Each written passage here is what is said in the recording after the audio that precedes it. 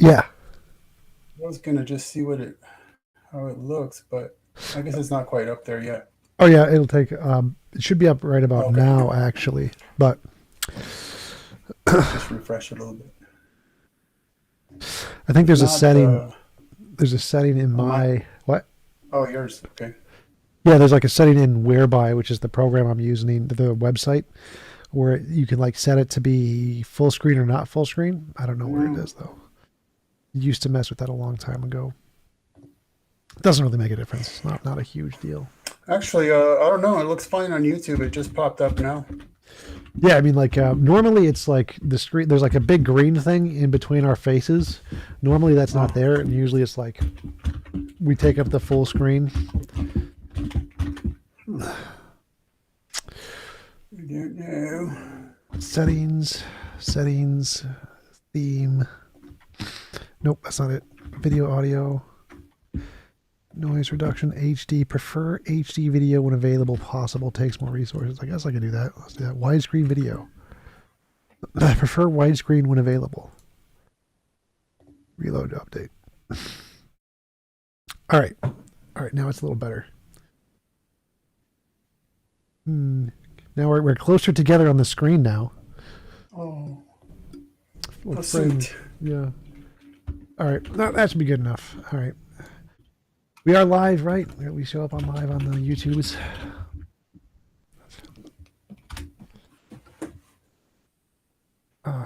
Yep. Yep. We are live. 15 watching. That's good. All right. Kim, thanks for Hello, coming on. 15.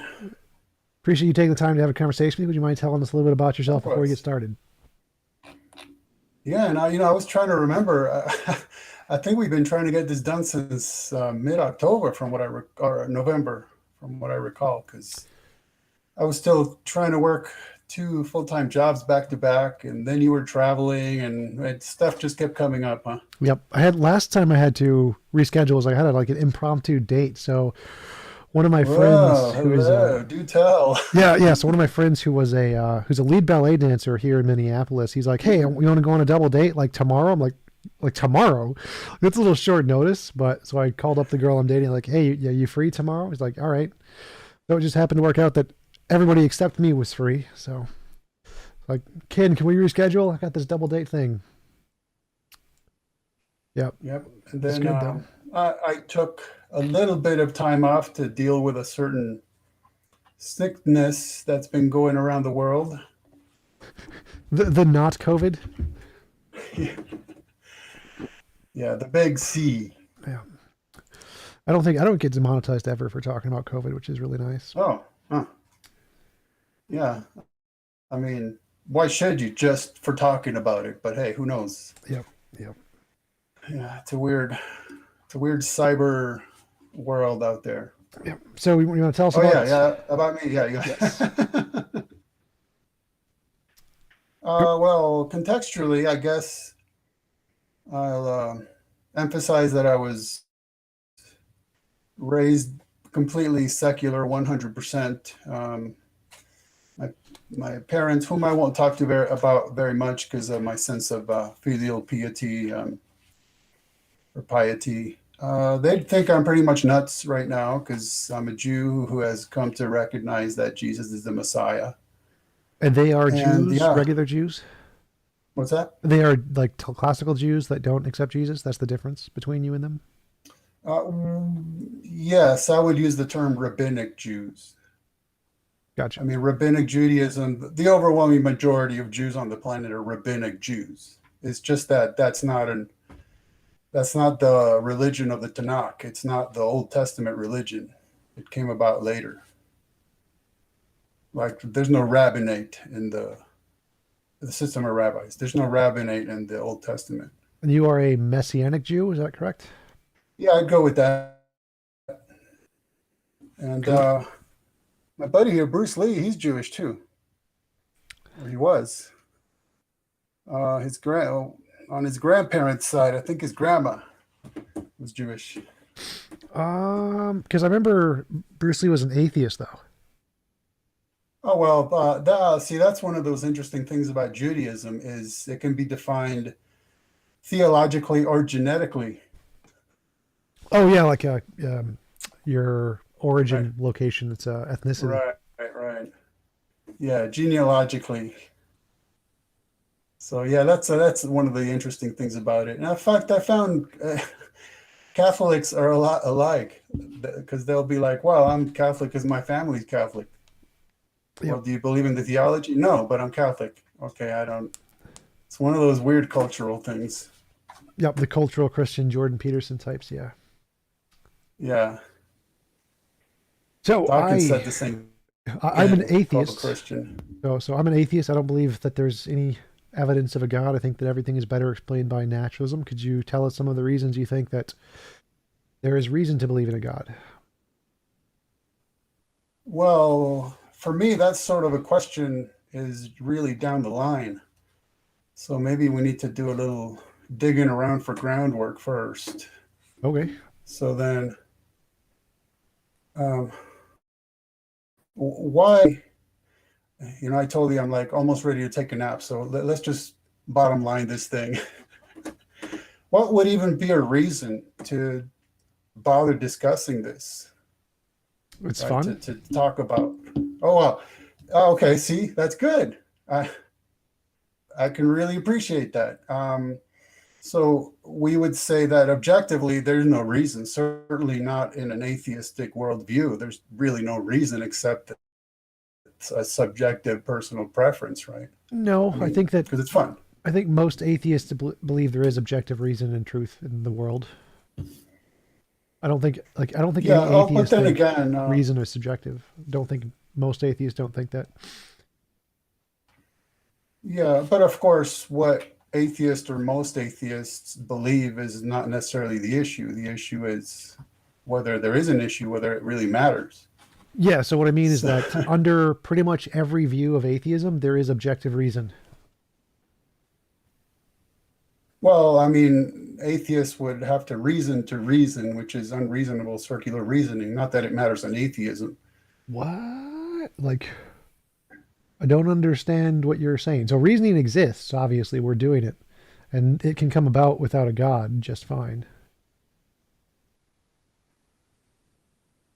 Like, you don't need Yeah, reasoning. so that's interesting. So, Go ahead. well, okay, let's say that we grant, well, yeah, reasoning could come about in an atheistic universe. Um, okay, but so what? So does lava. So so do black holes. So does a lot of stuff that we wouldn't want to dive into. Yes. I So don't I mean, follow the point. it's like we're at this point we're just saying that granting an atheistic universe, reason, the ability to reason, is a brute fact. Like all these. I love the term "the furniture of the universe." That's a Made me feel like a moving truck just pulled up and unloaded a universe. So okay, yeah. So it's I'm granting that would be part of the nature of the universe of existence and an ability we have. But okay, and what's the big to do? To do. I mean, reasoning is a tool. It's like a hammer. We use it to do stuff. Yeah, that is true. Of course, we could use a hammer to knock somebody over the head for no apparent reason or for driving nails into a piece of wood to build a house. And well, in an atheistic universe, it seems to me that the choice between the two would be a subjective personal preference Choice based between on hidden assumptions. two what? Like using a hammer to knock somebody over the head for our enjoyment or driving a nail into a piece of wood to build a house. Right. So you can use reason to do good or evil. Right. It's a tool. Yeah. It's in the hand of the beholder. Sure. That makes any sense. Why is It's that a like the problem? Force, and the great mythos of Star Wars, the Force. It's impersonal, right? You tap into it. The Jedi use it for their will, and the Sith for theirs, and the one thinks they're good guys, and the other one's evil, and the other guys think that they're the good guys and the other guys are evil. It's impersonal. It has no preference of its own. It's just like a subjective thing. Yeah. So you can use reason in different ways, but it's still objectively true. One is right, one is wrong. It, are you saying it's sorry? It's objectively true that one would be right and one would be wrong in Yeah, this like scenario? people can use reasoning in different ways, and they can come to correct conclusions and incorrect conclusions. But there is a truth there. It's the truth isn't subjective. Um, no, I wouldn't say the truth. Okay, so again, we're still granting an atheistic universe. I think the issue would be that, by definition, then truth would be accidental, as would our ability to discern it. And there'd be no universal imperative to adhere to it, nor would there be a universal imperative for us to demand or even expect that others will adhere to it. So it's kind of like, it seems like if that's the case, then we'd be at a dead stop right there, and everything that follows would just be emotive subjectivism. I have no idea what you just said. So truth can't be accidental. Like you can't accidentally have a sentence correspond to reality. So like truth is if you say a sentence the sky is blue, it's not accidentally the case that it's true. Either it's true or it's not true. It can't be accidentally true. Well, yeah, I mean, when we say whether a sentence we state corresponds to truth, we both know that instantly gets us into the issue of ontology versus epistemology. So What? at this point, I'm only going as far as saying that the truth to which the sentence would correspond itself is accidental. I have And, no idea what you're saying. So and like that, a sentence say the sky is blue. Either it does correspond to reality or it doesn't correspond to reality. It's only true if it does correspond to reality, and so it can't yeah, accidentally but be true. yes, but well, I shouldn't say yes, I should say no. Um, What about that is but that the sky no? is blue, that we can discern it, that we can make statements that correspond one to the other, that's all accidental. That's what I'm saying. Like our ability to reason as a result of evolution is accidental? Right. And the very system of evolution that would get us to that point, as well as the reality that we're seeking to accurately represent out of just a subjective personal preference based on hidden assumptions. Well, so the first part, yeah, on evolution could have like produced us with different minds, like ants or whatever, and ants can't communicate or do reason necessarily, but evolution can't give us perfectly random logic. Like evolution can't make us imagine a round square. It doesn't matter what happens. Evolution, there's no way for it to make us imagine a round square. We can't do it. We can't imagine things that are logically impossible because evolution can only produce things that are compatible with reality. So obviously, we couldn't, like, evolution can't make our brain imagine things which are not possible in reality, like round squares, married bachelors. Uh, yeah, I'm not sure I would go with that. There's plenty of abstract reasoning, abstract art, and very abstract people with very strange ideas that don't correspond to anything even close to reality. Well, right, but like, But do you know of anybody who can imagine a round square? let me see. Oh, I'm trying to visualize an MC Escher etching. That gets us pretty close, but I think the primary issue would be that okay, let me take a step back. The reason I'm using the word accidental is because if the universe was not designed, not created, not the end goal of a mindful, like a volitional plan, it wasn't meant to be. It just sort of happens to have happened the way it happened, right? Yeah. And that's what I mean by accidental. And so that means that reality is accidental because it didn't have to happen. It could have happened differently. The reality we experience just so happens to have happened, as is our ability to discern it. It just happens to have come about. Okay, so how is that And different from a God? Like if there's a universe with the laws of physics that create everything we see around us, and it's necessarily the result of the laws of physics that exist, how is that different from God creating a universe this way? well, I think that the problem becomes at this stage that would seem to be a non-issue or an issue that would be discussed way, way down the line because we're still working on step one, Well, no. So which is here's you mentioned if it's not designed or intentional, then it happened by chance or something like that. But the yeah, close question enough. That's is fine. like if a God designed something, that would be exactly the same as if the laws of physics determined something. So whether or not it's designed by a God or determined by physics, those are the exact same. So we both get rationality in both cases, and there's no difference between the two. Oh, that what we get at the end as an end result, yeah, that's a separate issue. I'm still working on that. There would be no universal imperative to adhere to that accidental reality, right? I don't know what you Because mean. So like yeah, adhere, like do you mean leave reality? Like can we stop being a part of reality, or do you mean like beliefs?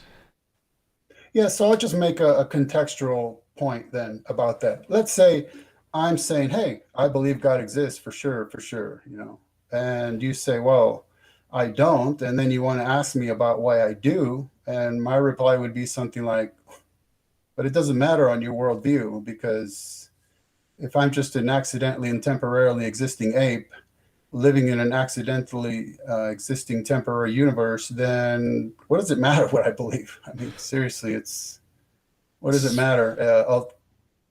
What What does it sounds matter if I'm not accurately representing accidental reality in a universe where there is no universal imperative for me to adhere to accidental reality? You see what I mean? Oh, Is nope. that It sounds like an appeal to consequence fallacy or an appeal to motive fallacy, like saying that, well, the consequence of the belief somehow matters to its truth, which obviously it doesn't. Like, it doesn't, like, even if there's no consequence of believing one way or the other, it's one is still true and one is still false. So it doesn't matter what the consequences are. But see, we're not going that far yet. We're still taking the very first step. So I would say something like, you're claiming that it sounds like a fallacy, and I'm at the point of saying, fallacy? What are you talking about? We're not even anywhere close to talking about fallacy as being some sort of a standard or logic being some sort of standard. We're still at the very first step that if we're living in a accidentally existing universe, then by definition, reality is accidental. Ergo, truth is accidental. Facts are accidental. Well, truth can't As be, is our again, ability truth, to. truth and facts can't be accidental. So there's no difference between a God reality and a determined reality. Either they're both accidental or they're both determined. They can't be different. So it doesn't matter if you start with a God or if you start with atheism, you get the exact same results. Either logic is true or it's not in both cases. Either the reality is determined or it's not in both cases. So the dichotomy you're presenting is a false dichotomy. You're saying, oh, well, if you start with an atheistic universe, then there's some not, it's not as grounded, but it is. It's just as grounded as a God. There's no difference between the two. So, so I was just going to repeat something because there's kind of four angles I'm looking at here. So it might help just to repeat them. So what I'm saying is that if the universe is uncreated, then by definition it's accidental, No. So it can be determined. So there's again, you're determined saying by so when you keep saying that if it's not created, then it's accidental. So something that's created can be accidental, and something that's created can be not accidental. Something that's uncreated can be accidental, and something that's uncreated can be not accidental. So whether or not it's created or uncreated, they're the exact same. Either it's accidental or not accidental, and there's the exact same options between the two. So there's no difference. You've provided no difference between the two hypotheses. Created and uncreated could both be either accidental or not accidental. They're they both the same. There's no reason to prefer one or the other here. Well, there is, especially as we get down the line a little bit, but I apologize. I'm still stuck on step one. So, by definition, if the universe didn't have to exist and it didn't have to exist this way, then we can use the term determined if it makes us feel better, but we're still talking about the same thing, something that need not have existed and happen to have happened this way. It could have not happened at all. It just happens to have happened, and it happened to have happened this way. Which is exactly the same as a God. So either God could have created the universe this way, or he could have created a different way. Either nature could have deterministically caused the universe to be this way, or it could have deterministically caused it to be a different way. So again, those are the exact same with the created and uncreated. Still the same. So there's still no difference between the two. They are both equally as justified. Well, except if we're gonna see, we're stepping into the realm of um, matching our ideas against reality and logic, and I don't even see how we got there yet.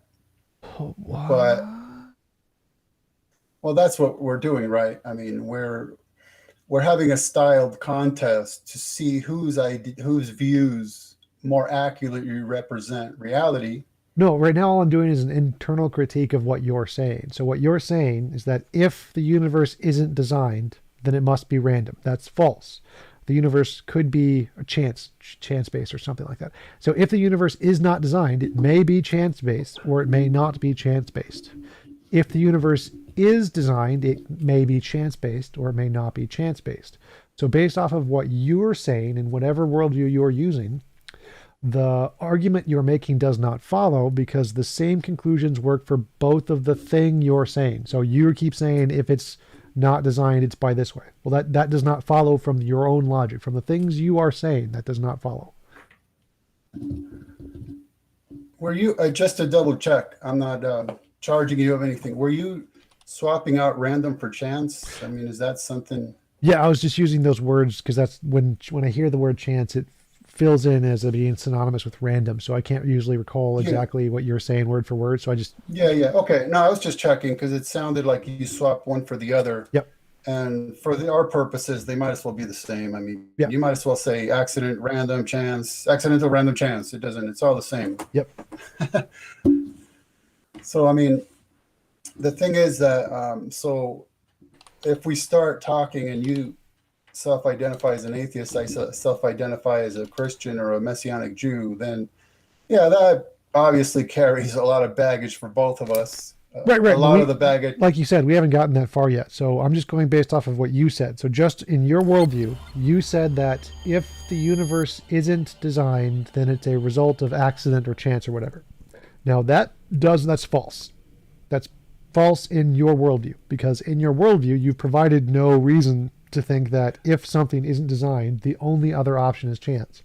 And you've provided no reason to say that if something is designed, it's not a result of chance. So because you haven't proven that if it's designed that eliminates chance, then something that is designed could be a result of chance. Like God's nature could be a result of chance, or the way God designs things could be a result of chance. He could just randomly design it. And because you haven't proven that if it's not designed, that means it necessarily must be accident, because it could be determined. It could be like the necessary laws of the universe may necessarily require this to be the case. So it's not chance, it's not random. It's exactly the same as God's nature. It is a necessary thing without the God. And so it would not be chance. So your first argument, or your first claim that if something is not designed, then it must necessarily be accident is false. Accident is one option in both the designed and the non-designed case. And necessity is an option in both the designed and the non-designed case. So right now you haven't shown a difference between design and non-design. They're both of them could either be accident or both of them could either be necessity. So we're still at the impasse, I think, where we're applying logic where we haven't even established that that's any kind of standard. But so what would be the third way, the horn splitting third way that sorry, I don't mean to laugh at you, but I looked up from what I was writing and you're like It's like, huh? What happened? Okay, he's fine. Never mind. He Yeah, passed away on I'm us. the No, reason I'm making that face is I'm not following what you're no, that's saying. fine. It was just a funny thing to look up and see, like. So I'm not sure how necessity comes into it when there was no necessity for a universe to exist. Why do you think that? Like, I think there was. Okay, so how in whatever we would call a universeless whatever it was, why would there suddenly be a necessity for a universe to exist? The Or nature of how? the Why or quantum how? fields determined it to exist, so it was a necessary Ah, result. okay. So then the quantum fields were either, it seems to me, the quantum fields that preceded the universe would just sort of have happened to have happened.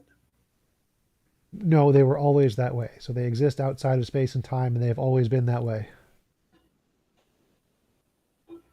Of course, yeah, um, that sounds like something that we can't verify, but if we go with it, that there's this sort of steady state wave theory or whatever we want to call it, then yeah, again, we're just dealing with something, with a mechanism that just happens to have happened, and one day just so happened to create a universe that just was a byproduct of something happening all by itself. Right, and that's the exact same as the God hypothesis. God so happens to happen his particular nature, and he so happens to choose to create a world at whatever time t equals zero or whatever. So that's the exact same under both the designed and non-designed hypothesis. So there's no difference there, except ours has evidence. We have evidence of quantum fields. Oh, yeah. Well, that's like logic. Is we're not at the point of appealing to evidence yet. I'm not even sure we're at the point of getting past step one. Well, again, for But the then, logic thing, either logic does apply, which applies both to God and no God, or logic doesn't apply, which applies both to God and no God. So if either way, it doesn't matter if we accept logic or we don't accept logic, that's still the same under both cases. So there's still no difference between the two, even whichever way you want to go. If you want to say we accept logic, then we accept logic with a God and we accept logic without a God. And if you say we don't accept logic, then you don't accept logic with God or you don't accept logic without a God. So all of these cases work equally as well under both the God and no God hypothesis. So it doesn't matter which way you want to go. You haven't shown that there's a difference between the two hypotheses.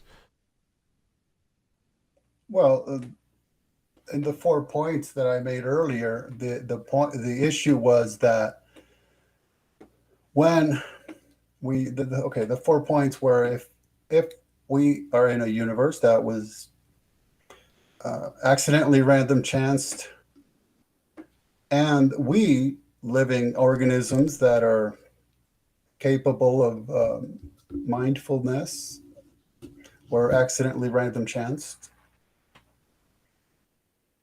there's also no universal imperative for us to adhere to that accidental random chance reality. I mean, we could.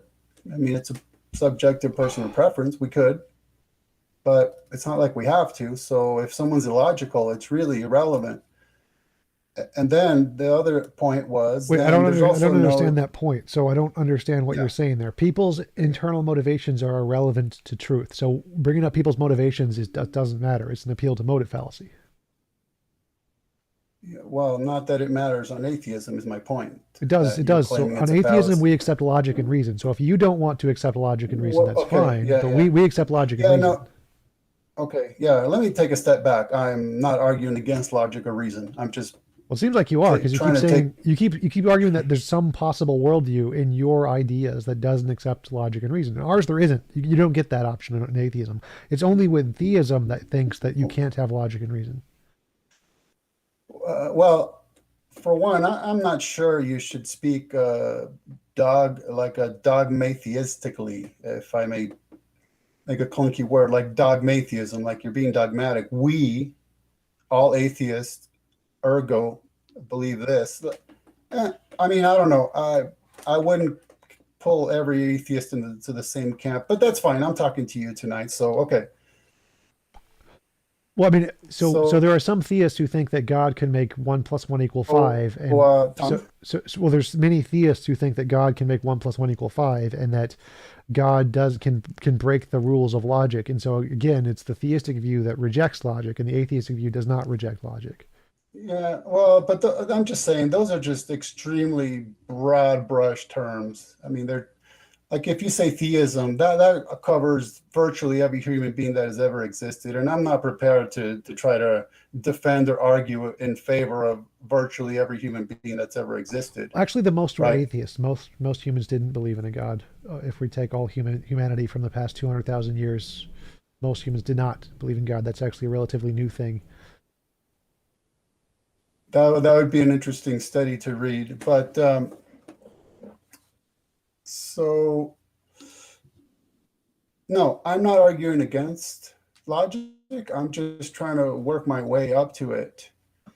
Right. And that's why I'm saying I'm not sure we're ready to appeal to it as a standard or claim fallacy or request evidence, any of that stuff. I don't think we've gotten there quite yet.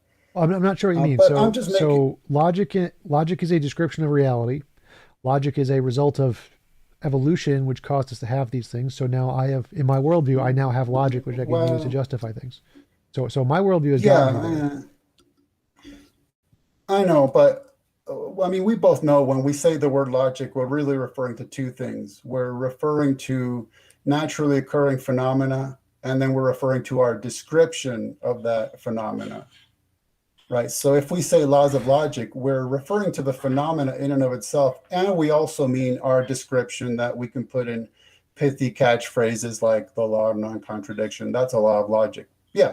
But it's describing what? Well, it's describing reality. Reality. So, Yeah. I so mean, reality yeah. exists. Logic describes reality. Our brains Yeah. exist. They are Right. in reality, and Right. they describe reality with logic. So we now have logic. We now have fallacies. We can now use those as justification. Can exactly. Yes. Can. Yeah, we can. Of course we can. We can do Yes, anything. that's what I'm doing right Not now. So I've literally, but logically shown that your argument does not follow because of your statement. If it's not designed, it must be chance is false. So I've logically proven that's false. If you want to reject logic, that's but fine, but we should be past that. is it? Is it? Is what? Is it fine if I want to reject Yeah. logic? Yeah, you can reject logic as much Well, as you want. I don't care. there you go. That's why I picked on the word can, because you're saying we can use it. Well, yeah, of course we can.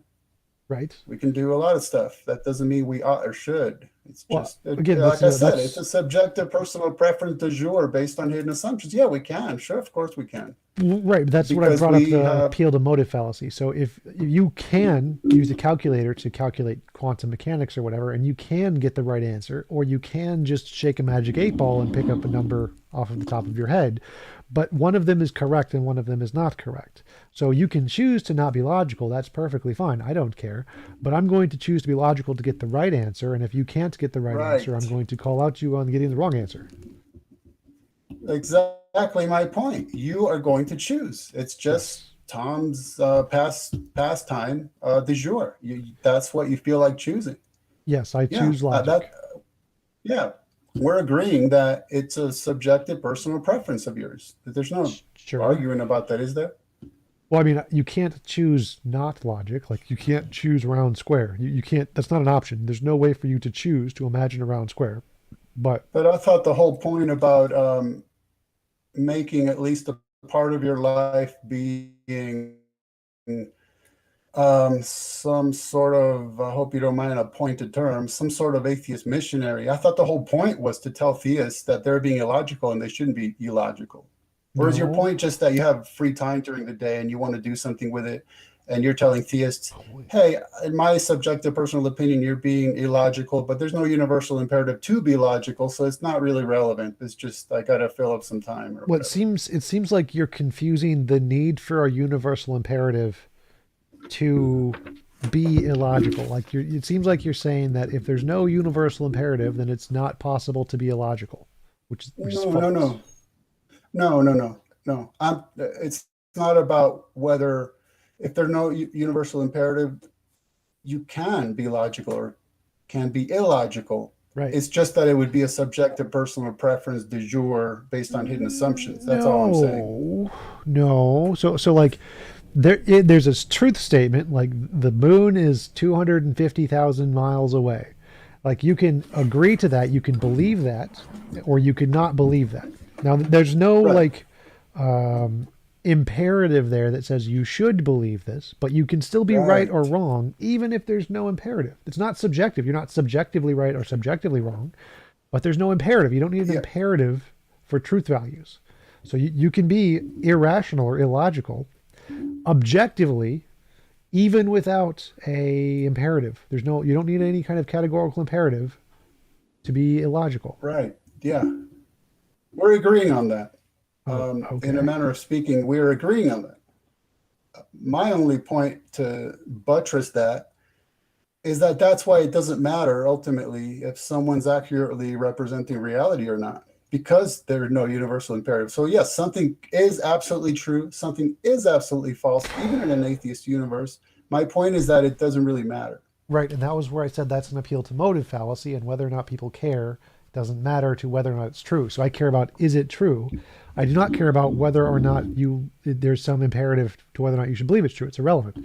So whether or not someone says you should believe what's true doesn't matter. I want to know is it true. I don't care if there's some imperative of whether people say you should believe what's true. That doesn't matter. So is it true is a different question to whether or not there's some imperative that you should believe it's true. And the two are separate. You don't need one for the other. So, that's why I keep notice. Just now I wrote down two quotations. You said I care and you said I want. But Yeah. that's my point. It's all based on Tom's subjective personal preference. Well, It's what you I don't want, it's think what you I don't care think you're about. following. I don't think you're following. So what anyone wants does not matter. Things are true. If no humans ever existed, there would still be true things and there'd still be false things. Yes. Right. Right. So I'm asking if I'm Right. asking a question about a true thing, is this true? What everyone in the world wants is irrelevant. Makes no difference to the answer to the question. Right? Yeah. You with me? Truth is absolute regardless, period. Right. So if I'm asking a question, is this true? And you keep saying, well, what about the motivation? Well, that doesn't matter. Like there's no possible sentence where you can add, but the motivation or the imperative, because that will never make a difference to the answer. Well, it changes nothing. So it's a complete In a irrelevance way, to my question. but it does matter because if we determine just unbiasedly, right? You and I are just watching something and we both agree, hey, that's true. Okay, there is that absolute truth, and we can both agree to it. All right, we're on the same boat at this point in the story. And then, but there's the next step where we go, well, then now what? Ergo, what does that mean? What does it matter? And it's that in the point of application, in the point of epistemology, where we go beyond, hey, X is a brute fact, and we can both accept it and agree on it. Now what?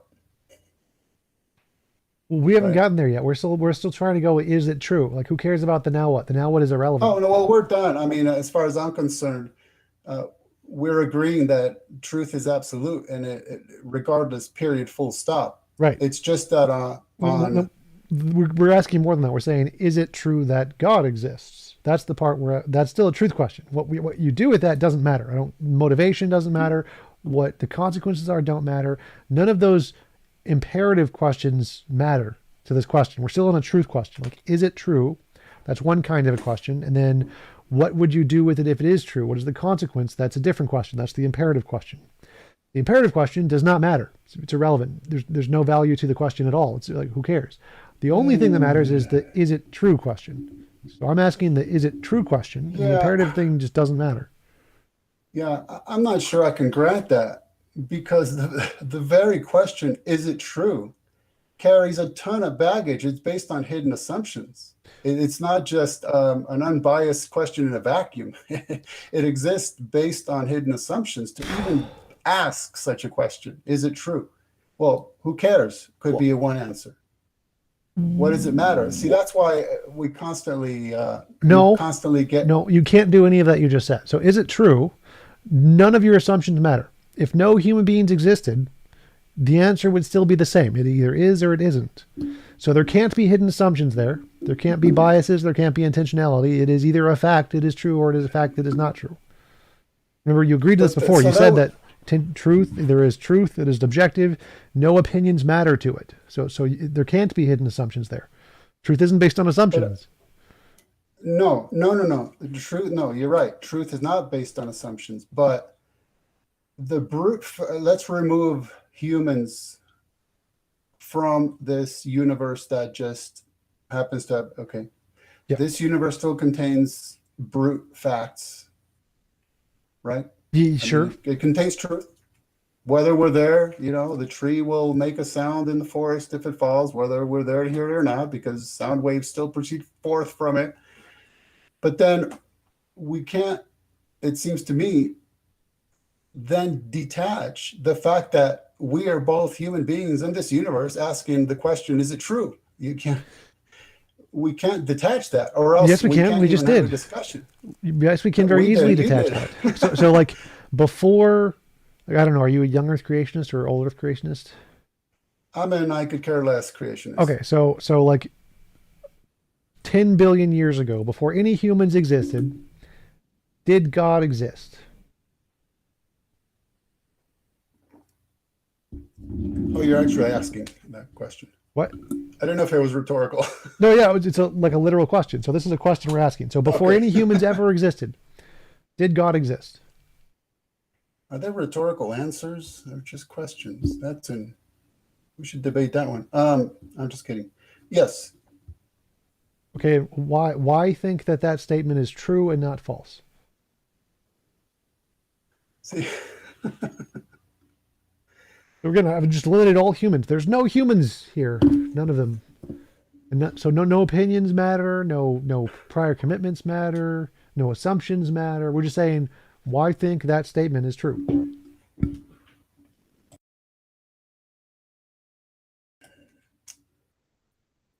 but the missing puzzle piece is that's not a question. Sure sounds like a question. How is that not a question? I'm saying it is a question. That's my whole point. It is a question because you're asking it. Yes. Right. We can agree that you asked a question. Yes, we got somewhere. and it would still be a question even if I didn't ask it. The question would still be there. Well, no, it wouldn't. It would just, no, that's my point. It would not be a question if you didn't ask it because there'd be no asker. No. So like, that's why we have to insert ourselves into that universe. And once we've inserted ourselves into it, now we're dealing with why is that question even a question? Why is it a relevant question? Why is it important? Why is it even something that we need to discuss? And what does it matter? That's the problem. No, you don't need any of that. None of that. That's all appeal to motive fallacy. So we can say, like, dinosaurs existed. That's a fact.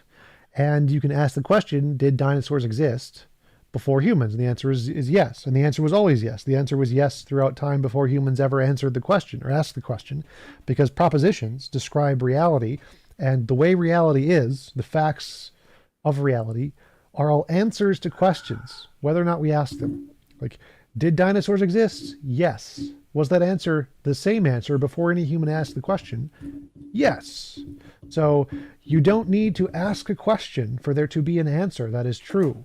The answer can be there before you ever ask the question. It's called a proposition. Yeah, but see, we already got to that point, and I thought we already passed it, because you asked if however long ago before humans existed, did God exist? The answer I give is yes. So we're done with that part. Yes. We're done. Now I'm asking, why believe that? What is the evidence to indicate that answer over the opposite answer? Right. You see, now we're in a whole different category. That's my point.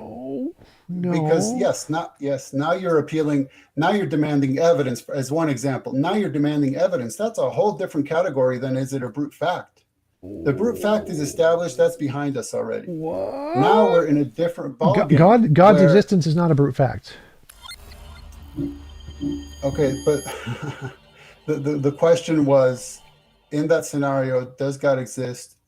The answer is yes. And now we're in the category of discussing why, or why is that, or why isn't the case? Is there evidence? Is there not evidence? Now we got a ton of baggage we're carrying around with us. What? Those are the hidden assumptions. That's why we can't remove ourselves from it, There's no because we're no longer in there's no a. hidden assumptions there. Like if we ask, did Of dinosaurs course there are. exist? No, No, of course, no. It's like if we ask, of did course. dinosaurs exist? We could say yes, dinosaurs existed, and then we would say, well, why do you think dinosaurs existed? And the answers would be Right. fossils. There's stuff there that Okay. indicates Okay. this. Good. Good. Let's. If we could pause, just pause a second right there. Okay. We should believe in dinosaurs because we have the evidence of the fossils. No, no, I don't care what you should believe. I want to know, is it true? Like whether you should believe it is irrelevant. Did Okay. dinosaurs Fine. exist? Yes. Why? Fossils. There's no should. There's Okay. not a should anywhere That's in that. fine. That's fine. No problem. I'm willing to drop that. So, dinosaurs existed. Fossils exist. Yes. That is based on the hidden assumption that we, I want to say the word should, base our views about reality on evidence. That's a hidden assumption. It's an assumption that we should base our views on evidence. Right. What would be the alternative to that assumption? Oh, no, wait a minute. Uh, you know, let's not, let's not, let's attempt to not sidestep the point by asking, well, if I can think of if I can't think of an alternative, then I have to accept it. Well, I I can mean, list some that's, alternatives for you if you want. But the point here is that that's not an assumption. That's a conclusion. So, for example, I imagine. well, hold on just a sec. It's a conclusion to which we merely jumped. That's the problem. Tom jumped at it. Yes, yes. So you're right. I did not explain why we bases our belief off of evidence. That's usually something most people Well, already I'm understand. not, no, that's not even my concern. Well, I thought it was. So like, No. if what you're saying is that I have not given a reason to why that we base our beliefs off of evidence. Like I can do this. So the reason we base our beliefs off of evidence is because our mind can't differentiate between imagination and reality. And so we need some methodology that can, and that methodology is evidence. Therefore, we use evidence because it can differentiate imagination from reality, and our minds can't. And where we get stuck is why we should opt for one versus the other one, why we should live why we should hold to views that accurately That doesn't matter. represent reality versus some kind of delusion. It doesn't matter. It doesn't make a difference. Exactly my point. On an No, atheistic no, no, no, no, universe, it no. doesn't matter. It doesn't matter on a theistic universe or an atheistic universe or any universe. Okay, well, Because the question is right. does God exist? It isn't, should you believe God exists? Those are two separate questions. It's asking, do dinosaurs exist and do unicorns exist? One question does not matter to the other. You can answer one without ever answering the other. So we can answer the question, does God exist and is there evidence for God? Without ever knowing any reason, without ever having any reason of why we should believe this. We don't need any of that. We can still answer the questions. Okay, but I'm afraid you snuck something in there. See, because now it was, does God exist and is there evidence Yes. for his existence? We can right? answer both of those questions without any motivation. No imperatives. We don't need any imperatives to answer either of those questions. No, I beg to differ. I Well- beg. I really do. I really beg you. Well, like to a differ. computer can answer these questions. Like if you go to Google and you ask, do dinosaurs exist? Google will say yes. Google has no imperatives. It doesn't want anything. It's just looking at the answer. Well, that's a hot political topic there that I won't touch. The biased search results and all of that. But I don't want to get into that.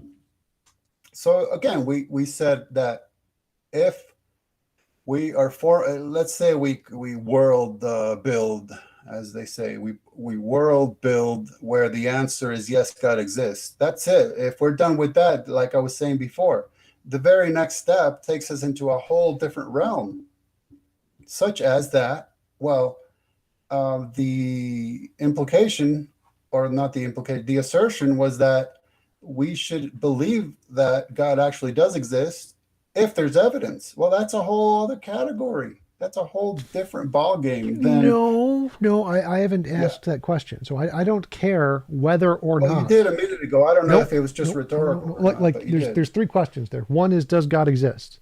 Two is there evidence? And three is, should we believe things based off of evidence? Now, I don't care what the answer to the third question is. Makes no difference. If you don't want to believe things based off evidence, that's perfectly fine. But that doesn't change the answer to either of the other questions. The other questions would still be answered the same, independent of the third question, right? The original, the first question? So the three questions are, does God exist? Yeah, Is there evidence of God? Should we believe things based off of evidence? right.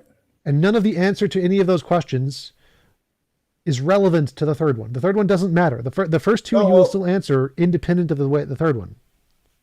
well, okay. In an atheist universe, the third one doesn't matter. Well, in any universe, the Uh, third one doesn't matter. Like, there's no way for the third one to matter. It's literally an appeal to motive fallacy. Okay, but we're jumping to the conclusion that we should reject a view if it's fallacious, and we're No, not there yet. no. Whether you should accept or reject is irrelevant. Like, that's the third question. Like, it doesn't Oh, matter. you're saying it's a brute fact that it's a fallacious. No, I'm saying it doesn't matter. So like Well, the question, does God exist, has an answer. The question, is there evidence for God, has an answer. And the question, should we believe things based off of evidence, also. So each one of those has an answer. Now, no matter how you answer the third question, it doesn't change the answer to the first or the second. It's irrelevant. Makes no difference however you answer. You can answer it however way you want. You can say potato. Should you believe things based off evidence? Potato. Potato is my answer. Now that we have that question potato. answered, sure, potato. So now you can answer the other two questions, because it doesn't matter how you answer the third question. It's irrelevant. So we've answered the third question. issue, The third yeah, question's answer is potato. Now, is there evidence for potato. I God? already told you, potato. We're going to debate potato, potato, It's fine. tomato, tomato. So what's the But evidence see, for we God? already, yeah, we already got to, we've already been here and done that. So if I say yes to the first one, God exists as a brute fact, Yep, we got then that you're one. going to follow up with the second question. Yep, Is there evidence? yep. And then we're pretty much done, because that's just a jump to a conclusion that if something's true, there should be evidence. Nope. Nope. We It should doesn't. believe things No are part of true. that. No part of that is in the question. None of that is in the question. So, like, if I say, Well, uh, see, okay, let me simplify it. Let me just simplify it. So let's go to the question two. Is there evidence for God's existence? I say yes. cool, what is it? Now, are we done? No, what is it? Well, exactly. See, this is why we're into a whole different realm. No, And in no. order to discuss what is and isn't evidence, what counts and doesn't count as evidence, how do we discern those questions? That's a whole different ballgame. No, it's not. We'll be appealing back to reality. We'll be appealing back to truth and facts and logic. And so we're bringing all that baggage with us What? That's when not we baggage. start. None of that is baggage. So again, Well, of course it I is. never said you need to have good evidence. Like, you could say, if I say, what is the Oh, evidence for God? You could say, potato. Potato is your okay, evidence of cool. God. Potato. Yeah, there you So go. I'm going to make fun of you for that, but that can be your answer. That's perfectly Good. fine as an answer. And you can say, you believe in God because potato. And that's fine. You can do that. I don't care. But I'm just interested to see if there are reasons, there are evidence that you accept.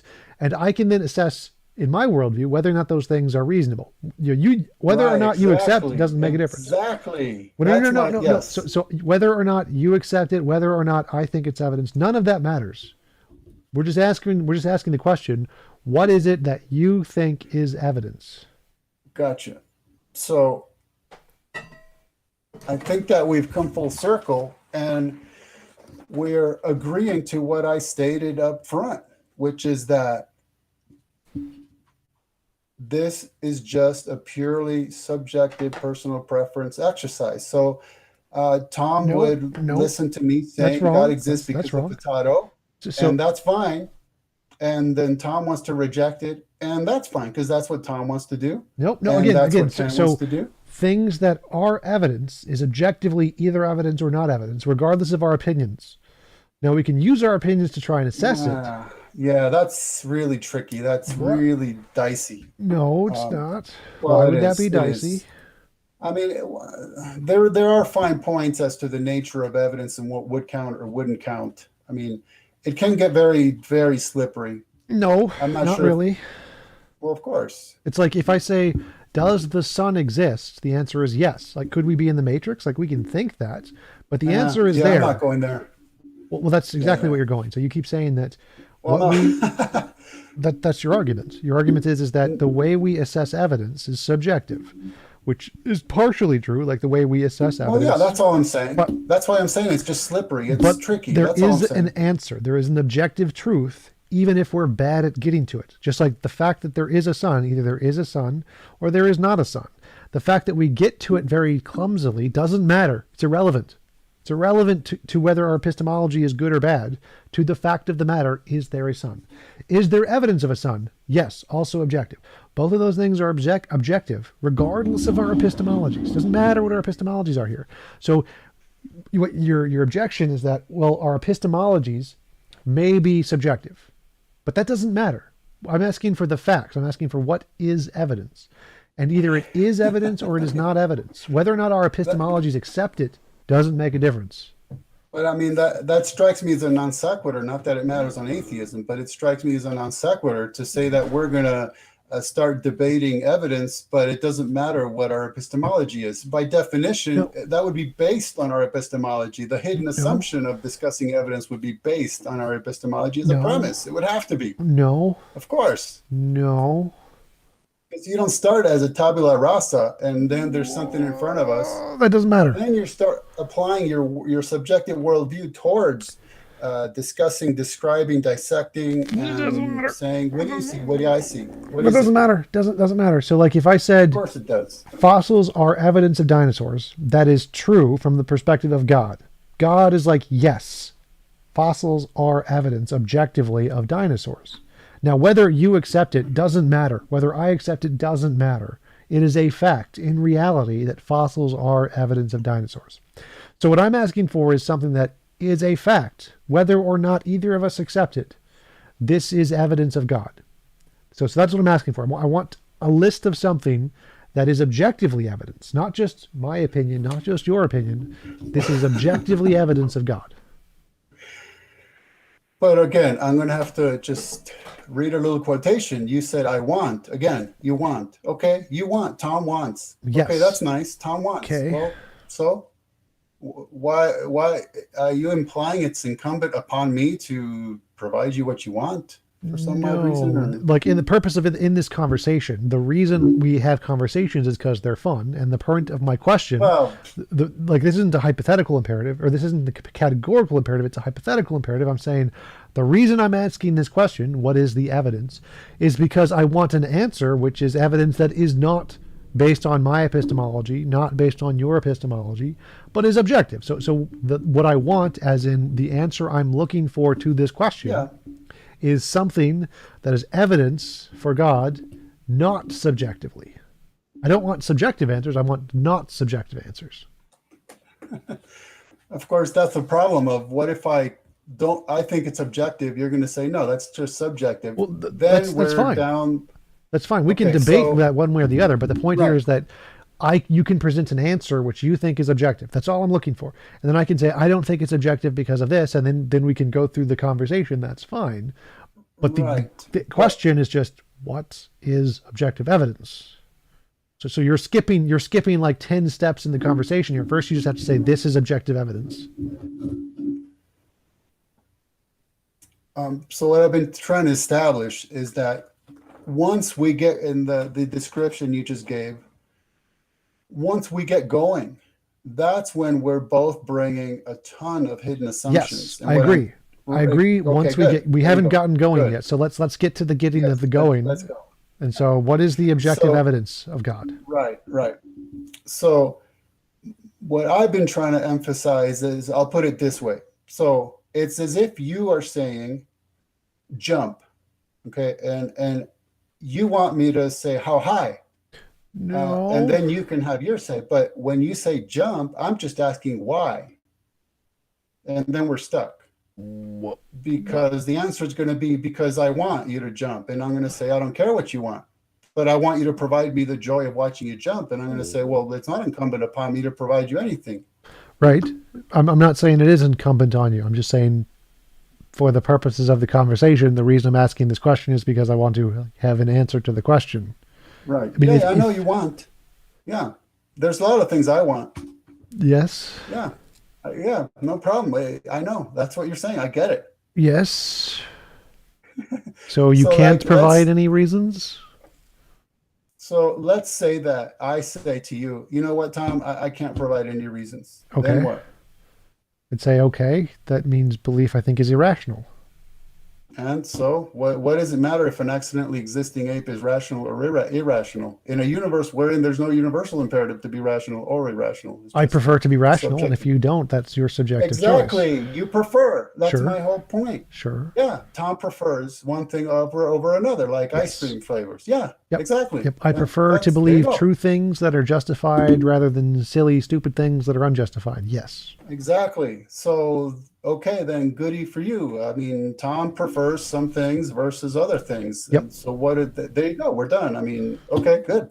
Okay. We all have our personal preferences. That's been my Sure. whole point all along. Sure. This is subjective based on personal preferences du jour, but it just so happens that I would say they're based on hidden assumptions. And those hidden assumptions are really what interest me the most. But at least we reached the point where we can both finally agree. Wait. Wait. Yes, Wait. this So is so purely. I prefer to believe true things that are justified as opposed to silly things which are unjustified, and there's a hidden assumption there somewhere. It seems to me, yes. What is the hidden assumption there? Right. So I'm going to be, I'll answer that. But first, I'm going to be a little naughty. And I'm going to say, what if I just don't feel like answering you? And they might not be as much fun for you in this conversation, but Oh, I'm I'm not. having tons of fun. My chat is enjoying this thoroughly. So whether or not, whichever way you answer is entertaining to me. Incidentally, I'm really enjoying this discussion too, even if it's like really stalled here and there and a lot of pausing. I mean, it's been a fascinating discussion thus far, but that's what I'm trying to drive home is what if I just say I have no real reason or nothing that you would find convincing. It's irrelevant, right? It's just one ape going ooh, ooh, and the other one going no, it's ooh, ooh, ooh, and it just doesn't really matter. It's just one sound versus another one being lost in the sound waves are going off into space, and so what? So what? We already agreed. So nothing. That's the Sure, whole sure. point. So if one ape says 1 + 1 = 2 and the other ape says 1 + 1 = 5, like you're right, it doesn't matter. You can choose whichever one. But there is a fact of the matter. This ape is right, that ape is wrong. So it's a fact, regardless of whether or not we care about the fact. So what is my hidden Ah, assumption of wanting, preferring logical, justified things as yeah, opposed to yeah. silly things?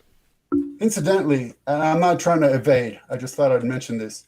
Lawrence Krauss claims that two plus two can equal five. You know that one? That's he's using taxi cab math, so it's only Yeah, yeah. He's saying two plus two can equal five given high values of two, right? Like yes 2.5. in taxi cab math. 2.5 plus 2.5 can equals Yes. right? 2 plus 2, 2.5 plus 2.5 equals 5. So that's what he's saying. High values of two. Right. So Anyhow. what are my hidden assumptions in preferring Okay. logical Yes. things? Well, I don't know because I can't read your mind, but I can take a wild guess. Okay, take a guess.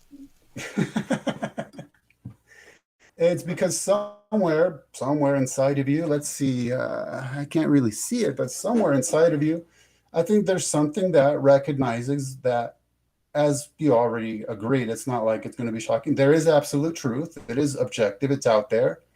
It's something that you long to know because it's not like Tom going to the ice cream shop and just selecting a flavor randomly, or maybe you like one versus the other. It's it's an absolute. It's certain. It's bigger than you. It's not up to you. You're irrelevant to it. You are literally irrelevant in that your opinions don't matter to its existence. It is, period. Right.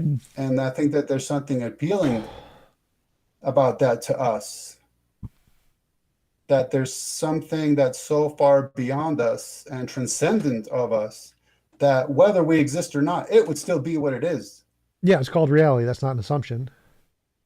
Yeah. Oh, no, I'm not saying it's an assumption. I'm saying concretely, we already agreed that reality Right. uh, is So an absolute, regardless wait. The of, question was what are my hidden assumptions in yeah. preferring logical things? And then you said it was that there's something independent of us, and that's not an assumption. You just said that's not an assumption. So Oh, okay. I that see what isn't you're saying. Yeah. Yeah. Yeah.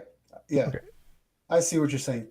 I think the hidden assumption would be that there's some sort of benefit that maybe even transcendent to having your views match empirical truth, right?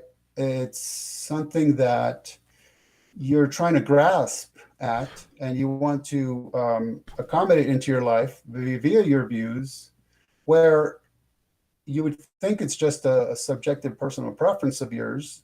And I'm saying it is, but then there's that hidden assumption that this is something you should do, Tom, even if you're just telling it to yourself. What? And No, Tom, no, no. So I don't have the assumption that believing true things is better. Like I have the I know for a fact that believing false things can make people happier and have better lives. That's what religion does.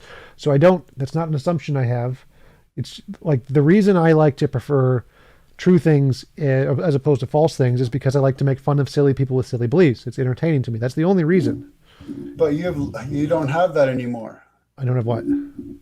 You no longer possess the premise within your view, your worldview, to make fun of people for that, because you're accepting that it's just another option, just like yours is an option. What reason would there be for you to point at accidentally existing apes and say, ha ha ha, you're silly because you don't have a view that adheres to accidental reality? It's incoherent. Um, it's a societal property. It's like, why do we point at clowns and laugh at them? It's because we find clowns funny. We find people funny if they Or believe fearful. silly things. Yes, or fearful. So it's not objectively Yeah, funny. but It's not like their silliness is objectively right, stupid or right, objectively deserves being made fun of. right, It's just fun for me to make fun of the silly people who have silly right. beliefs. Yeah, exactly. So So then at there's the no I don't there wasn't an assumption in there. There's no hidden assumption there. The reason I prefer logical things is to make fun of illogical people. It's not a hidden assumption. But of course, the hiddenness would be, why is that something you enjoy? What is it about Tom's personality that makes him desire to make fun of accidentally existing apes? Dopamine? Okay, so that's interesting. Yes, I think that's very interesting, because then on atheism, of course, our thoughts would also be accidental, as would be our ability to discern them.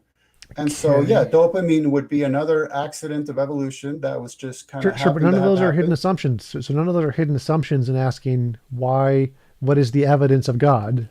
So that's Oh, none of well, those are. right, okay.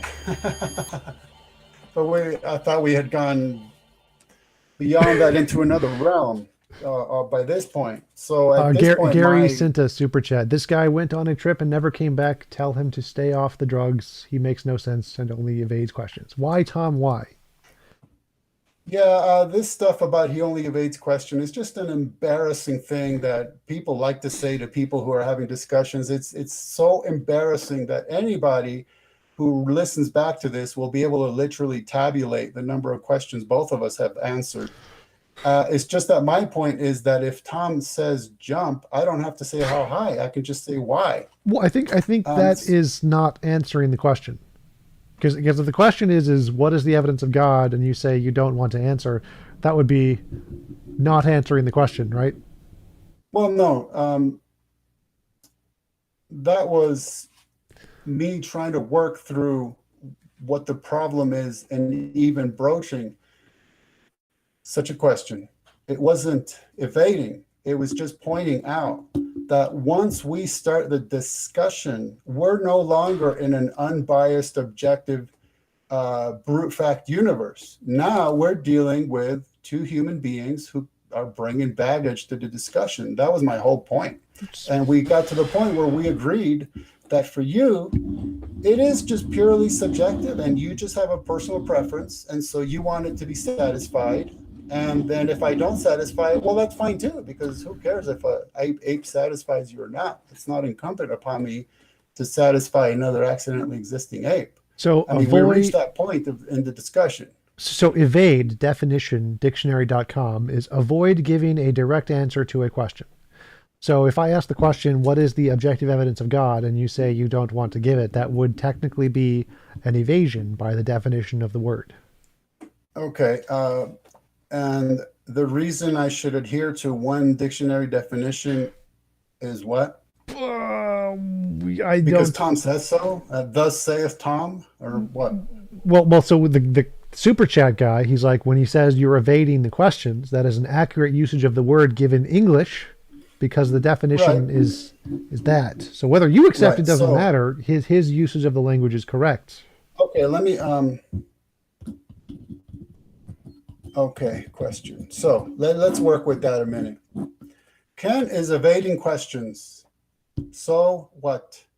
What does it mean if an accidentally existing ape is evading questions in a universe where there is no universal imperative to not evade questions? See, that's just a brute fact Yep. based on hidden assumptions. Yeah, it means that he gets to put a super chat of $5 and make fun of you and get to be correct. That is what it means. Does that mean I get $2.5? No.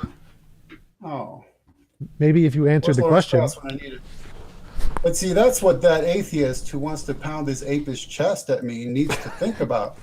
Okay, Paying you let's say that he $2.5? proved- That's what I need to think about. let's say that he proved with 100% accuracy that an accidentally existing ape named Ken evaded questions. Does that give you some sort of temporary satisfaction to your life? Yes. Because it's utterly meaningless. It's incoherent that you would kind of view that as some sort of victory. How is that incoherent? That's coherency just means like it can make sense in your mind. And you're okay, so in his mind, it makes sense and it's senseless because it's irrelevant. What does it matter if an accidentally existing ape is evading questions within a universe where there is no universal imperative to not evade questions? It's That's why it's entertaining. incoherent. So again, you don't need a universal imperative for Okay, things to have so meaning and purpose. hey man, if you want to keep coming back to the point that for you this is 100% subjective, personal preference based stuff, then that's fine. That's what I said from the get-go. So that's fine with me. We finally agree again. We've gotten Right. full circle and full circle and full circle. Cool. Full circle. Cool. So So what is maybe- what is the objective evidence of a God?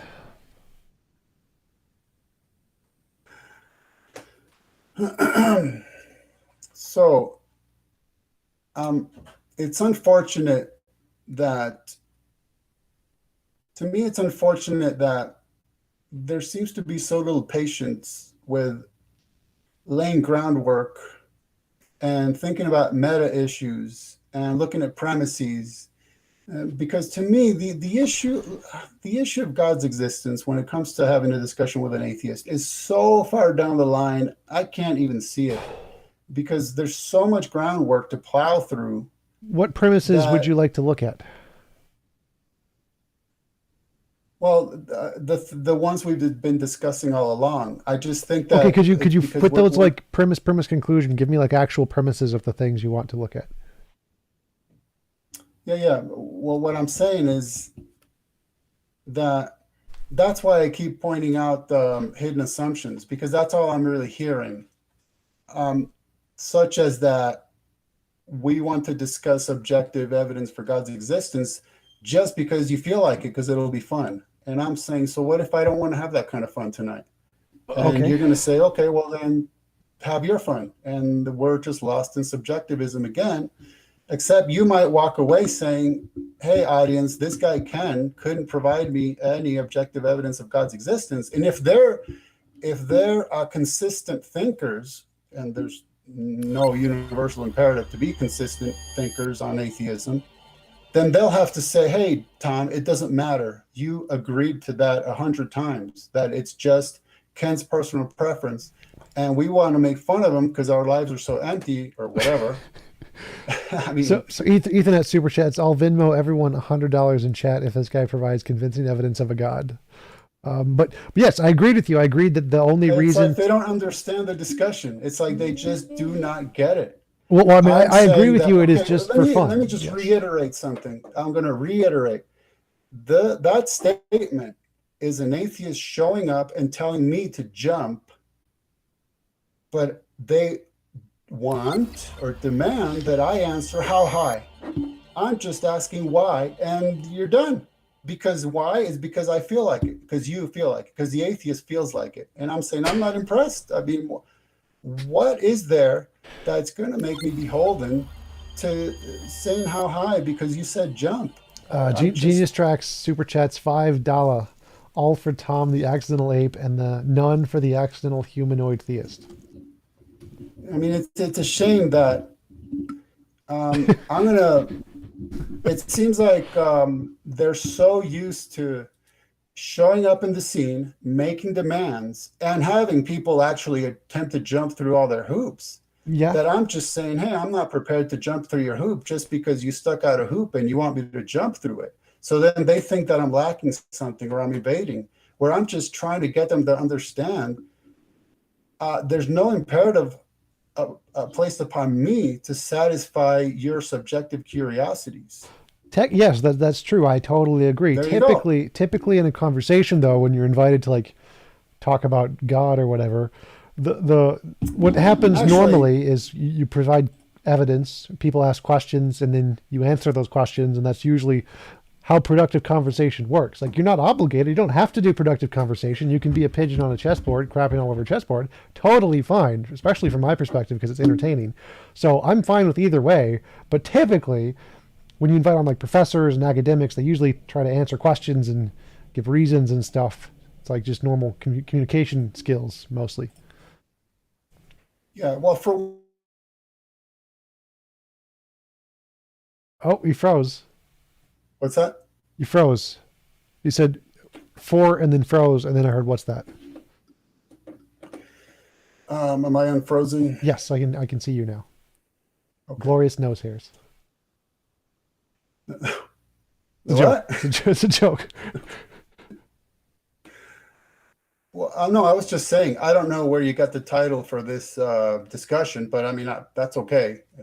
It's just not something that we discussed ahead of time. So it's a surprise to me that that's what we were going to be discussing, but it's fine. I mean, it's no Oh big yeah, I deal. just put on like that's the generic title I use for pretty much all my conversations. Didn't really Yeah. put any thought into it, so it's not like But see, obligatory. the scenario, okay, un, I guess the way I've trained myself to think is just to kind of think about the question before I answer it. So that usually leads me to think about a lot of things. And so it's the scenario you just laid out that generally when people have the kind of discussions, this is what they do.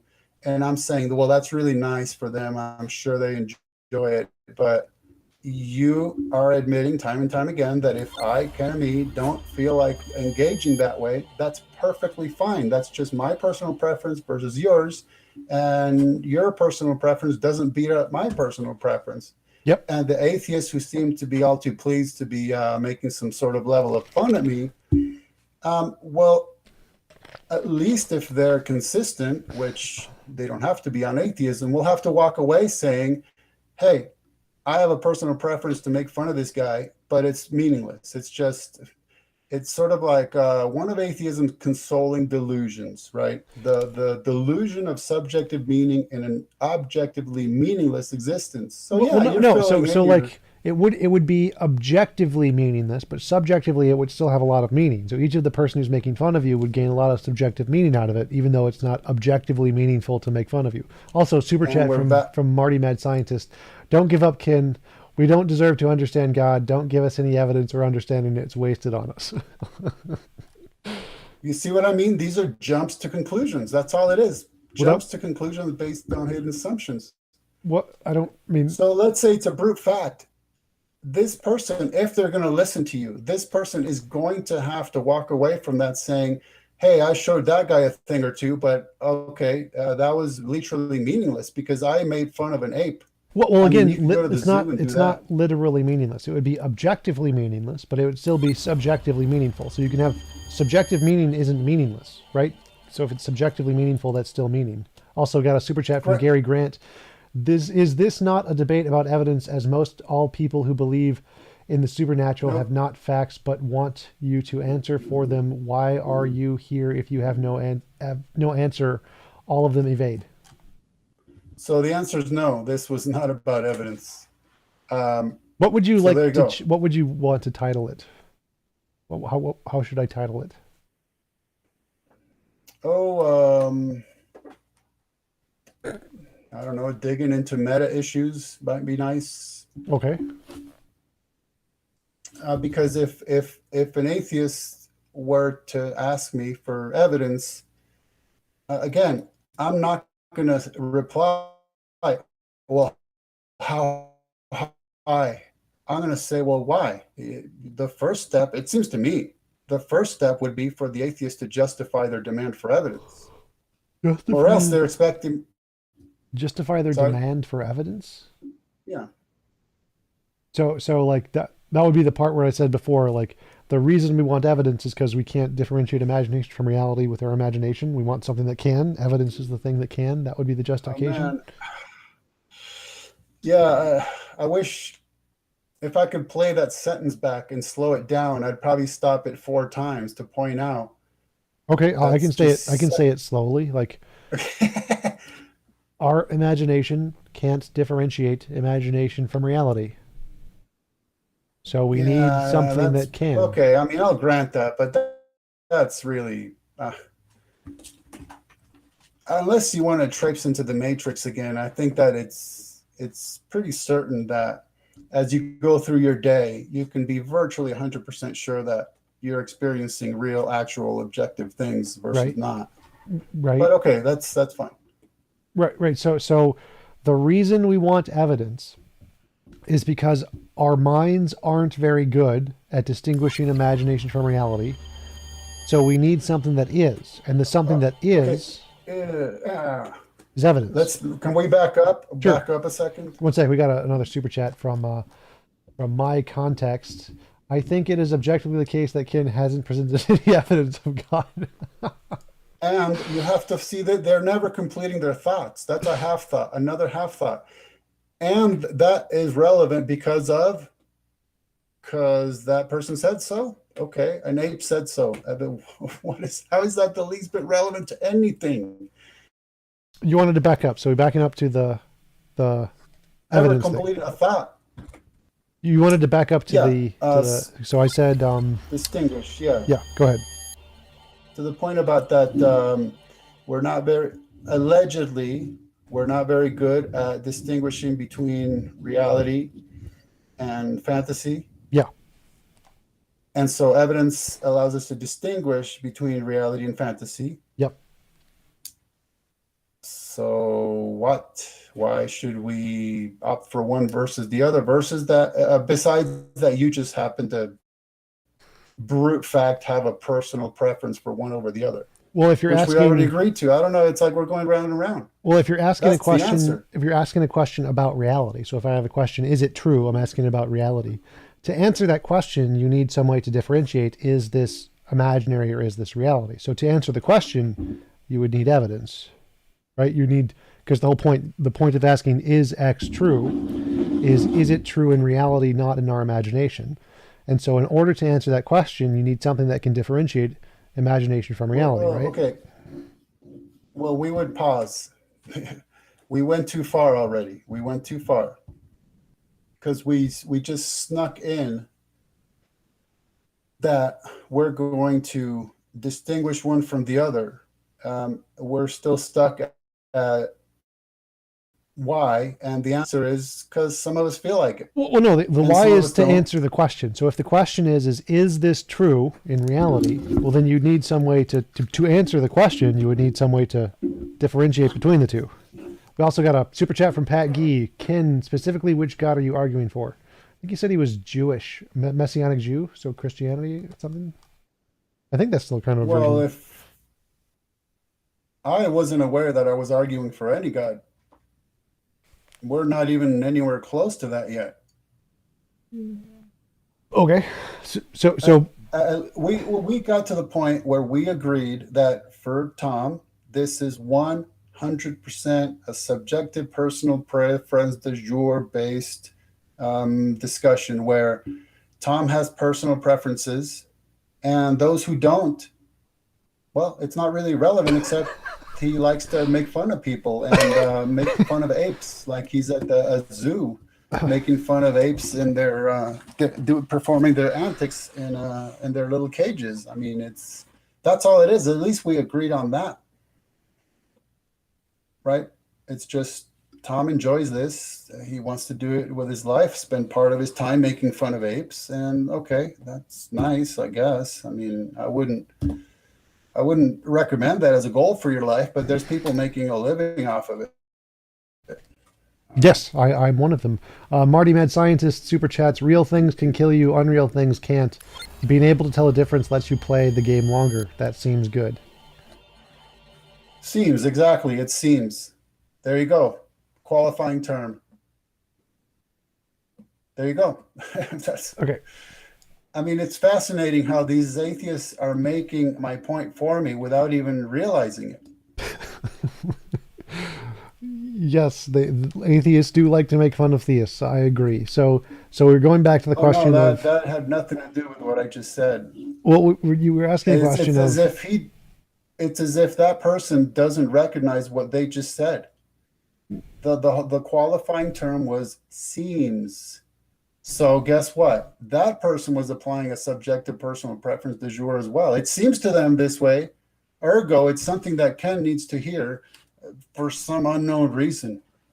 Well, so in that sentence, the seems is hyperbolic. It's meant as a joke. So it's like saying things that survive uh, typically do better than things that don't survive. And so the Better, seams better is there. a, Well, the seams better is a there. hidden assumption. Not exactly. So the seams there is hyperbolic in that it's pointing out that the surviving things don't die and the die things do die. And so what? Well, that was just the point of the sentence. Whether you agree or think it's important See, doesn't matter. The seam is the the hidden assump hyperbolic there, so it wasn't meant the as hidden a. assumption. Sorry, I don't mean to. Go ahead. I don't mean to cut you off. Oh, Okay. that's The fine. Doesn't matter. Go ahead. the hidden assumption is the implication that one should opt for one over the other one, and that's just a jump to a conclusion. It's an assertion. There's no standard behind it. It's just a baseless statement that is based on hidden assumptions. That's all it is. It's the hidden assumption is one should be preferred over the other one, but you're saying it doesn't matter. There's no should. There's just personal preference. That's subjective. Yeah. How many times do I have to say it? We're finally agreeing on that, and we're agreeing 1,000 times. Yep. And all these atheists making comments are making the same point, and they don't even seem to realize it. So why opt for one over the other? Well, so that leads back to the previous topic we were talking about: is why are we looking for evidence? So if I ask a question like, is there a rabbit in the box or a lizard in the box? In order to answer the question, if you want to answer the question, you would need to look inside of the box. So if you want to answer the question, you look in the box. So like if I ask, is something true? If you want to answer the question, you would then you'd need some way to differentiate imagination from reality. What's in the box? What's in the box? Yes, that's what we want. Sorry, What is in the Brad box? Pitt. Is there evidence in the box? Evidence of a god, perhaps? Right. So let me just take one step back to address this statement that we agree is merely jumping to the conclusion that survival should be preferred versus non-survival, right? So it'd be important for that person to recognize that on atheism, even the instinct to want to survive is accidental. Okay. And there's no imperative to adhere to it. It's just another Sure. subjective personal preference du jour based on hidden assumptions, which is that, hey, I want to survive. Sure. For a brute fact that I just feel like it. Yes, we agreed on that many times. There you So do you have any evidence of God? Good. You see,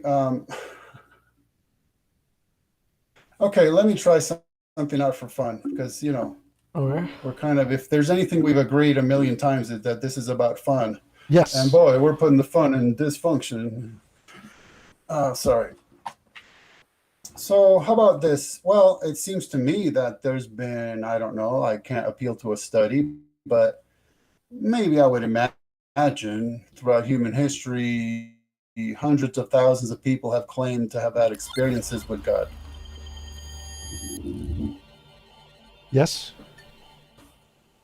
Was there a second part to that sentence? No, that would seem to be Okay. evidence for God's existence. Okay. Super chat from Jacob. In his chair was life, and the life was the chair of men.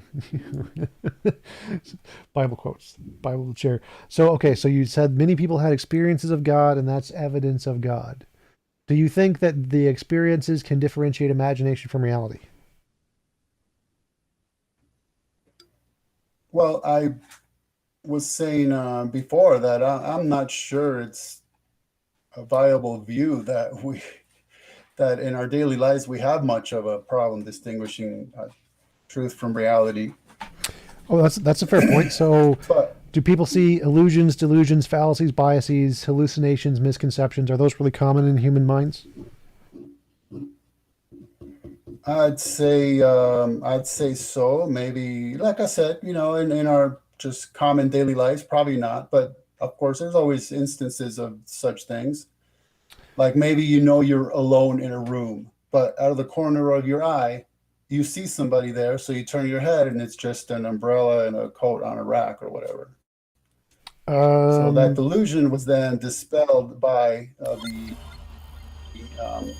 evidence before your eyes, right? You can inspect it and recognize for that fleeting moment you were actually delusional, and then you were jumped right back into reality by examining the evidence. thank you, Jib Jack, for the But five whatever, that's a dollars. metaphor, and I'm not a big fan of this debating metaphors, Metaphor. frankly. Uh, well, so the example I'm thinking of is type one and type two fallacies. It is the proclivity for humans to see agency in things that have no agency, like when a kid thinks there's a monster under the bed or a monster in the closet, or when like you hear a rustle in the bushes, you think it's most likely a lion when it's just the wind. This is a very common thing among humans, right? This happens all the time. Pareidolia,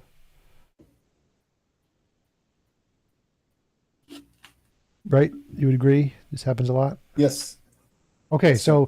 so it could be the case that when people experience God, it could just be one of these fallacies that people experience a lot, right? It's possible. Yes.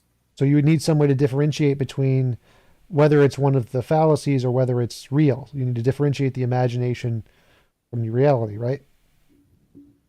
Right. Okay, so does the fact that they've had experiences, is that a good way to differentiate or not so much? Well, this is why we circled around and around again into the issue of that now we're in a different realm. Now we're in a realm of Real what questions, yes. does count, does not count, is viable, is inviolable, is cogent, is not cogent, counts as evidence, doesn't count as evidence. And that's what I was saying. This is a whole different discussion. So, and by the way, I was just throwing out a silly example, but why not say, hey, if people have claimed these experiences, that counts as evidence or an a form of level of type of sort of evidence. So why think that they were not actually experiencing objective reality? Because of all those fallacies I listed. So, like, if it could be those fallacies or it could not be those fallacies, and we want a way, in order to show it's not, in order to think, to answer your question, why should we think it's real? We would need some way to differentiate, is this one of the real things or the imaginary things, right? Of course, yes, but we're granting that this is something we, whoever we is, are agreeing to do because we feel like it. I'm not sure because it said like if you're claiming it's real and not imaginary, then you would want to provide to differentiate real and imaginary. Because if you're saying if I something is would. X, I think so. Like if you're saying something is X and not Y, then you would need to be able to tell the difference between X and Y, right? I think that maybe you're not appreciating what a deep hole you dug for yourself. Well, I'm just asking you So questions here. your hope, I don't think there's a well, whole. exactly. No, no, exactly. You're asking me questions after tearing down the whole premise upon which questions should be asked and answered. That's the problem. I don't think you're What? appreciating that you've dug yourself such a hole that Say when that you're, again. Tearing down the reasons to ask and answer questions or something. The new super chat from Gently. Talking of hidden assumptions, why are you hiding your motivation to believe in God? Are you afraid Tom might kick you right in the narrative? I'm not aware I'm hiding anything, but I would just ask that person why what it matters to them if an accidentally existing ape is hiding something. It's, I mean, are you really not incorporating what you're hearing? Are you that? Incorporating? Yeah, yeah. I mean, are atheists just really not incorporating the implications of their worldview? Is that what's going on here? I mean, if you make a bed, it would be expected that you would sleep in it. I'm just not seeing that these atheists want to sleep in the bed they made. I mean, they made a bed and it, boy, it's nice looking. They really like it. They want to show it off. So then when I'm saying, well, let's see you sleep in it. Nope, I'm not going to do it. What sleep? What do you Not mean going by to do it. sleep in it? Because I like agreed with you a bunch of times. Yes, this is about emotional joy, making fun of them. So I've agreed with you. I think Yeah. I'm sleeping in the bed, right? Yeah, you're definitely snoring away cutting Z's, man. Out there off in La La Land having nice dreams and everything. I was talking specific. And let me just pause a second. This is why I said this needs to be between Ken and Tom, because when you were speaking of all atheists as we, I'm not thinking that's not a good idea that you do that. Neither am I speaking for all theists. That's just too broad. So right now, I was speaking in terms of this questioner apparently not wanting to incorporate the Go. Sorry, I not was. wanting to. There's like six people who said you're all drunk at the same time. Strange coincidence. Um, So you're saying well, this here's to guy you. was that? It's a very light drink, like beer, Mm. maybe. If you must know, it's actually kombucha. Mm. Does that sound familiar? Yes, I have had some. I'm not a Yeah. big fan of alcohol. I don't like the way it tastes. Oh no, that's just the Oh, like the tea kind? The tea stuff? yeah, yeah. It's a byproduct of yeast and bacteria. It's supposed to be really good for your tummy. Got it. No, there's no alcohol in it. It's more like it tastes like a vinegar, honestly. New super chat from My Context. Perhaps he would be willing to present what he thinks an atheist must think, given that he keeps talking about what must be an atheist worldview. So just to finish up the thought before I we got to talk about my alleged drunkenness.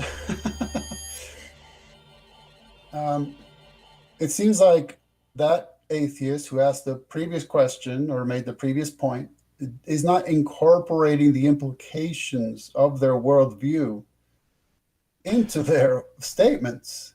What? So the My Context, his question would But be is the like, problem is, let me just finish just a little bit. But the problem is, there's no universal imperative in on an atheist worldview for them to incorporate the implications of an atheist worldview. So it's kind of like a catch-22. They don't have to do it. I'm just pointing out the fact that they're not doing it. It's obvious. well, I think that's why My Context asked his question. Like, how would you think an atheist who was applying that answer a question? How would I can think an atheist who was incorporating the implications of their worldview would answer what question? Any question? Oh, any question.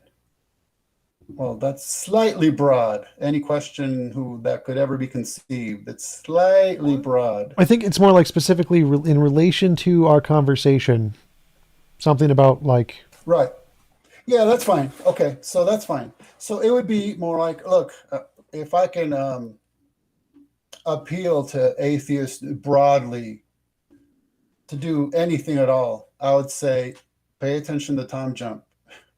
He is the one who is making it crystal clear that this is purely subjective, purely personal preference based du jour. It's just, if you want to make fun of people, give yourself that consoling delusion. Have your fun, have a little subjective meaning in your day, even though it's just not objectively meaningful. It's good enough. And this is not about actually there being any sort of imperative to adhere to What this is in the conversation, empirical right? truth. This is just about having fun and making fun of people because it makes us momentarily feel good. Right, when you say this, like, is this conversation this? Yeah, this, Okay. like this discussion we're having, it's just based on atheists wanting to make fun of people. And I've given credit to the new atheist movement. If they succeeded in anything, it's getting a lot of very young people to think that they can replace reasoned discourse with being childish, and that's good enough. And the internet is saturated with that.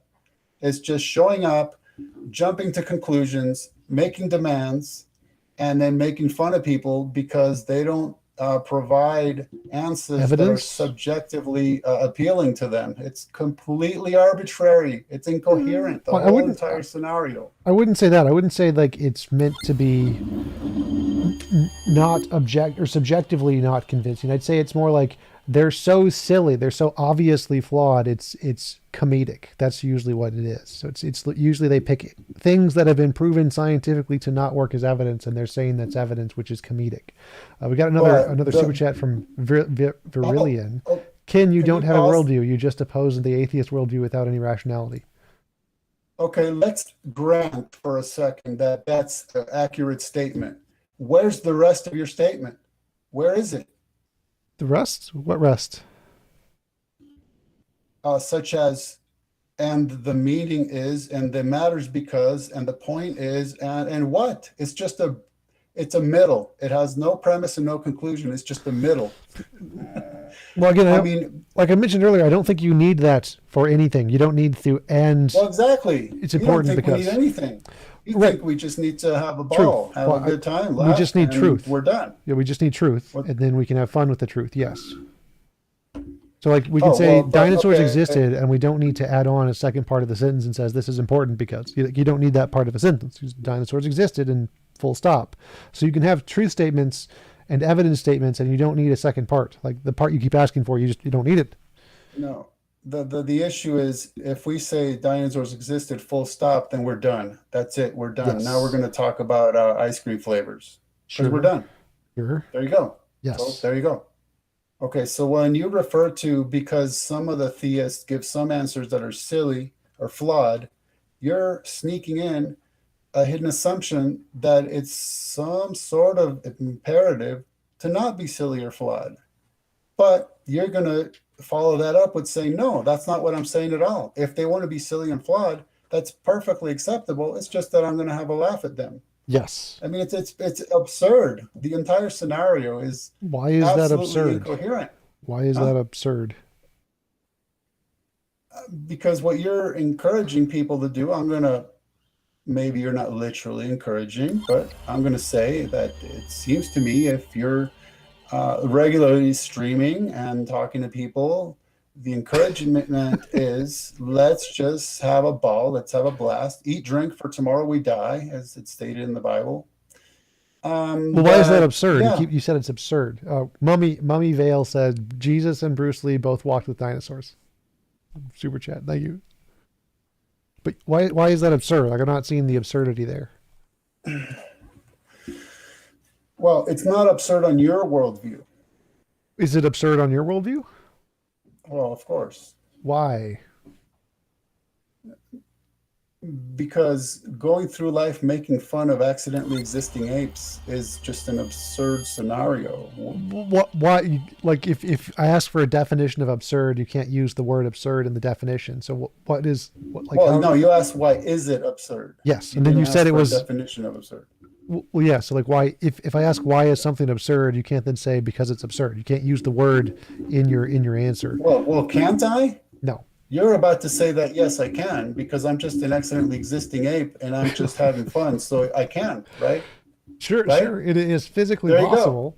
There you go. Youth of Pro Dilemma Super Chats. Ken, think of the most disgusting act, question mark. Now, is it immoral of God if God ordered it? Please just yes or no. Who really lacks a moral foundation? It doesn't work that way. It doesn't, it, it's just, it never ceases to amaze me that I can have all these discussions and people still act as if they didn't hear anything. What do you, We didn't hear much. well, no, we heard, okay, let's do this. Let's do this. Take this video, edit me out, just get rid of me, I'm irrelevant, and just splice together, maybe I'll have to do this, splice together all the instances where Tom is saying, hey, this is just subjective personal preference, and that's all there is to it. And there you go. So then when you show up and you jump to the conclusion that it's incumbent upon me to answer yes or no, it's irrelevant. It's a non sequitur, and being non sequitur doesn't matter on atheism. That's the whole point. It's irrelevant to that. It's irrelevant. That it's irrelevant. That it's irrelevant. So you want to show up. You want to say, demand, Ken, say yes or no, and I'm saying why, and you're done. You have nothing to go on after that, because all you can say is He the prefers it. accidentally existing ape called Ken doesn't want to answer yes or no, and now I'm going to pound my ape's chest in victory, and it's meaningless, subjectively meaningful to you temporarily, but we're agreeing that's just subjective, that there's no objective meaning behind you going off and claiming victory because Ken refused to say yes or no. Thank you for the super chat, Dima. 99 euros? 0.99 euros? Yes, so he doesn't mean you're objectively obligated to answer with yes or no. He's saying he would prefer it if you'd answered yes or no, because Exactly. he can show that your ideology doesn't make any sense if you answer the questions. And then presumably he's saying the reason you don't is because you know that it would make your worldview look ridiculous if you did answer. Oh man, so many notes. No. Evade left, dodge right, duck, jump, dodge left, AB, AB, start. Sean Kelly. The previous statement, it was peppered with hidden assumptions. I'm not sure why people are just refusing to consider their hidden assumptions. I don't think you can put pepper on a super chat. I don't think it's possible to pepper a super chat. It'd be cool though. I would prefer if you could do that. Well, read that one again and just kind of stop between what are supposed to be sentences. Can think of the most disgusting act? Question mark. No. After that one. After that one. Dima music. The one about. Go ahead. Making sense and ridiculous. That one. Making sense and ridiculous. Yeah. No, I think the one I read after that was evade left, dodge right, duck, jump, dodge. Before that one. Before that one.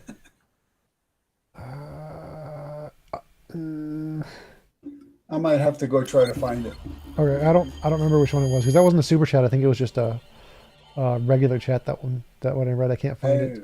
So Youth of Pro Dilemma super chat. It's a non sequitur. That's not how you spell non sequitur. Isn't the notion that all powerful creator that created us is incapable of an immoral act a non sequitur? Do you want me to go by myself? Hold on just a second, please. Sure. Okay.